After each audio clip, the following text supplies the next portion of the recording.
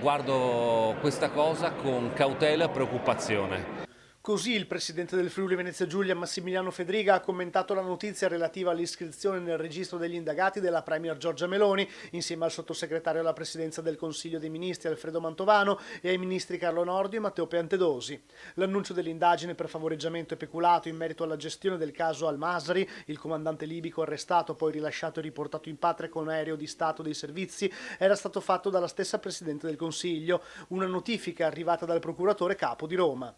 Mi sembra alquanto particolare, oltretutto ho visto in questi giorni, in queste ore, delle tesi d'Emer un atto dovuto.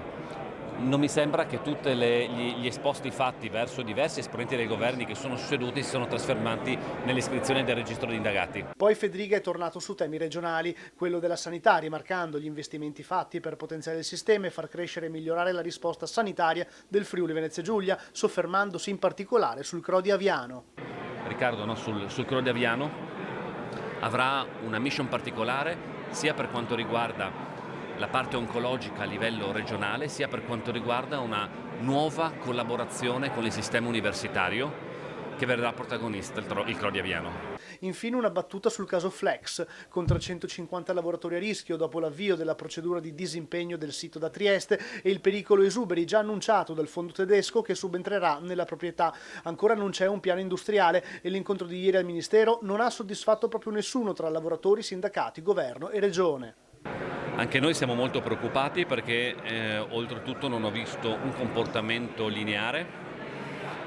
Abbiamo chiesto più volte chiarimenti, devo dire che governo nazionale, governo regionale, ma anche parti sociali, entrambe, sia la parte datoriale che la parte sindacale, sono nuovamente su un fronte unico, come era successo con Wärtsilä. Ed è importante quest'unità perché quando i comportamenti non sono lineari devono trovare una risposta ferma e una richiesta di chiarezza univoca da parte delle istituzioni e dei soggetti regionali. Sorprende che qualcuno pensi di agire sulla testa dei lavoratori, delle istituzioni, di un territorio, di una comunità.